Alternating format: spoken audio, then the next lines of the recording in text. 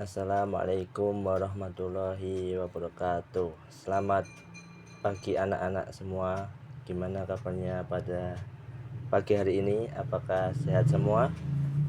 Ya, alhamdulillah pada pagi hari ini Pak Guru akan menjelaskan tentang sel tumbuhan dan sel hewan.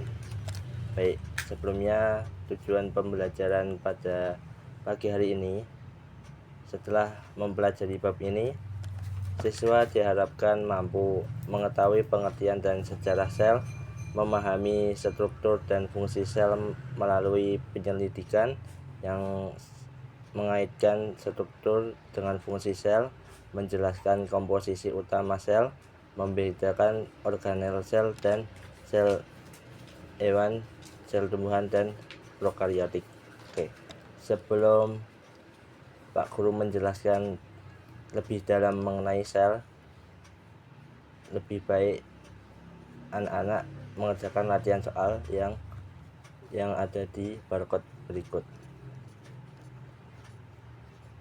Oke, Pak Guru tunggu.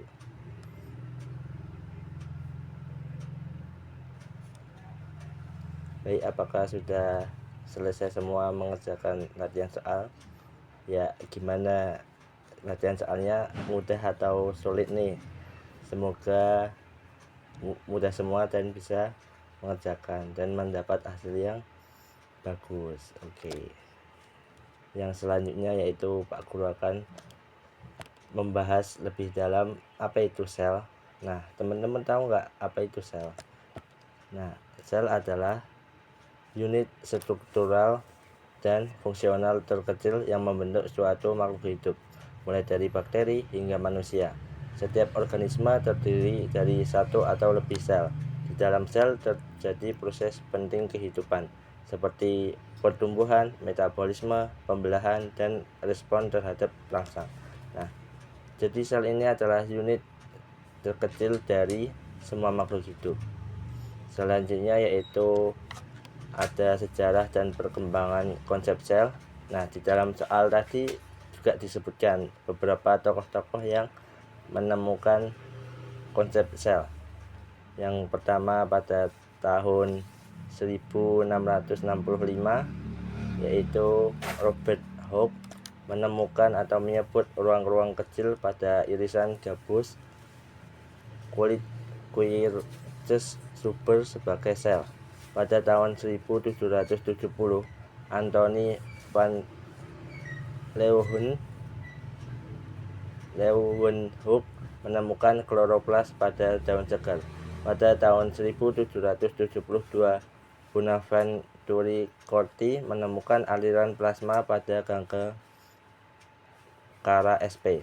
Pada tahun 1830, Robert Brown menemukan inti sel. Pada tahun 1838, Matthias Schleiden dan Theodor Schwann menemukan vakuola. Dan juga pada 1839, Matthias Schleiden dan Theodor Schwann menemukan teori sel. Pada tahun 1846, Matthias Schleiden menemukan anak inti. Pada tahun 1850,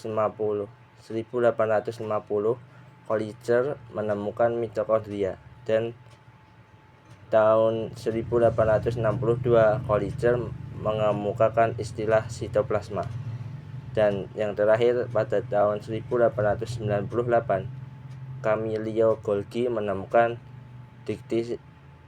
diktiosom atau aparatus Golgi, sedangkan Rudolf Virchow mengamati pembelahan mitosis. Nah, jadi ini sejarah dan perkembangan konsep sel. Apakah tadi teman-teman jawabannya benar pada soal tokoh-tokoh ini? Oke, yang selanjutnya yaitu ciri-ciri sel. Sel juga mempunyai ciri-ciri. Yang pertama yaitu memiliki membran plasma untuk membungkus isinya. Yang kedua yaitu mengandung sitoplasma, tempat reaksi kimia berlangsung. Yang ketiga mempunyai materi genetik baik DNA ataupun RNA. Yang keempat, dapat melakukan fungsi kehidupan seperti menghasilkan energi. Oke, yang selanjutnya yaitu jenis sel. Nah, sel ini dibedakan menjadi dua. Yang pertama sel prokariotik dan sel eukariotik. Nah, teman-teman tahu nggak perbedaan dari sel prokariotik dan sel eukariotik? Oke, baik, kita bahas yang sel prokariotik terlebih dahulu. Yang pertama yaitu tidak memiliki membran inti, materi genetik DNA mengambang di sitoplasma, ukuran kecil dan struktur sederhana, tidak memiliki organel bermembran. Nah, contoh dari prokariotik ini adalah bakteri atau archaea. Selanjutnya yaitu sel eukariotik memiliki ciri yang pertama memiliki membran inti sel, DNA tersimpan dalam nukleus, ukurannya lebih besar, struktur kompleks. Nah, karena ukuran lebih besar dan struktur kompleks, jadi memiliki organel yang lengkap. Contohnya yaitu sel hewan, sel tumbuhan, protista, dan jamur. Baik, yang selanjutnya yaitu struktur dasar sel. Nah, dalam sel ini memiliki struktur dasar yang terdiri dari 3 organel sel. Yang pertama, membran sel berfungsi sebagai pembungkus sel. Yang kedua, mengatur keluar masuk zat. Yang ketiga, tersusun atas lapisan fosfolipid dan protein. Yang keempat, tempat reseptor dan pelindung sel. Nah, jadi ini bagian paling luar untuk melindungi sel. Yang kedua yaitu sitoplasma, cairan di dalam sel yang mengisi ruang antara membran dan inti sel. Terdapat larutan molekul seperti garam, asam lemak, dan lain-lain. Yang ketiga, tempat berlangsungnya reaksi kimia, salah satunya yaitu glikolisis. Di dalam sitoplasma terdiri atas sitosol atau cairan dasar dan organel atau alat-alat. Yang ketiga yaitu nukleus, yaitu fungsinya pusat kendali atau aktivitas sel. Nah, sel ini dikendalikan itu di dalam bagian nukleus. Selanjutnya yaitu mengandung DNA atau materi genetik. Terus mengatur sintesis protein, pertumbuhan, dan pembelahan sel. Baik, selain struktur dasar, organel sel ini ada banyak sekali, seperti mitokondria, ribosom, RE atau retikulum endoplasma, kompleks Golgi atau badan Golgi, lisosom, vakuola, dan kloroplas. Oke, Pak Guru akan menjelaskan satu persatu tentang organel sel berikut. Nah, yang pertama yaitu mitokondria, berfungsi untuk berlangsungnya respirasi aerob, memiliki ukuran berdiameter 0,5 sampai 1,0 mikrometer, panjangnya 1 sampai 7 mikrometer, memiliki 2 membran. Membran luar itu berisi protein dan lipid, sedangkan membran dalam berisi krista dan matriks.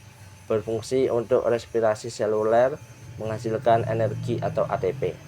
Yang selanjutnya yaitu ribosom, bebas di matriks di sitoplasma dan menempel di RE kasar atau tersebar di sitoplasma. Ukurannya 15-20 nanometer, mengandung RNA, ribosom, dan protein. Tempat sintesis protein berlangsung. Selanjutnya yaitu retikulum endoplasma, tersusun dari membran berlekuk dekat inti sel.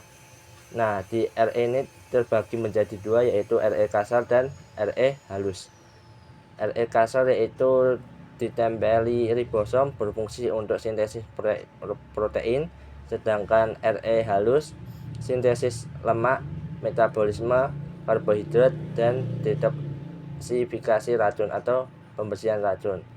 Nah, RE sendiri ini berfungsi untuk sistem sirkulasi di dalam sel dan mengedarkan berbagai macam zat. Terus yang selanjutnya yaitu badan Golgi. terletak di pinggir sel dekat membran, berbentuk kantong lumen atau cakram pipih, berfungsi untuk memodifikasi, mengemas, menyortir molekul untuk distribusi dalam atau luar sel.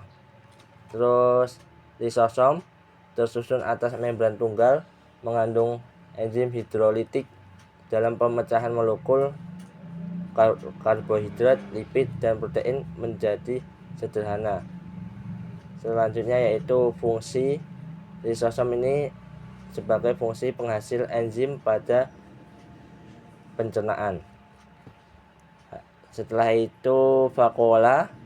Yang pertama, rongga yang terdapat dalam sitoplasma berisi cairan, terus berisi cairan getah yang mengandung makanan dan zat buangan. Vakuola sendiri berfungsi untuk menyimpan cadangan makanan, menampung hasil pencernaan, dan mengatur konsentrasi air. Dan yang terakhir yaitu kloroplas, berfungsi untuk membantu fotosintesis dan menghasilkan pigmen warna.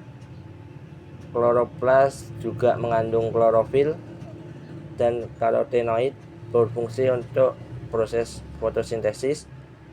Nah, di kloroplas juga ada kromoplas, yaitu yang menghasilkan pigmen warna seperti warna merah hingga kuning, sehingga memberikan warna pada bunga yang anak-anak lihat di sekitar kita. Setelah itu kloroplas juga terdiri dari leukoplas, yaitu bagian yang tidak berwarna, berfungsi untuk menyimpan cadangan makanan. Nah, setelah Pak Guru menjelaskan tentang beberapa organel sel, anak-anak harus tahu apa sih perbedaan sel tumbuhan dan sel hewan itu.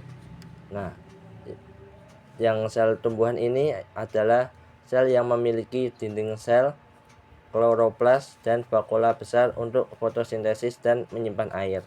Sedangkan sel hewan yaitu sel yang tidak memiliki dinding sel dan kloroplas, bentuknya fleksibel, serta memiliki vakuola kecil dan sentriol.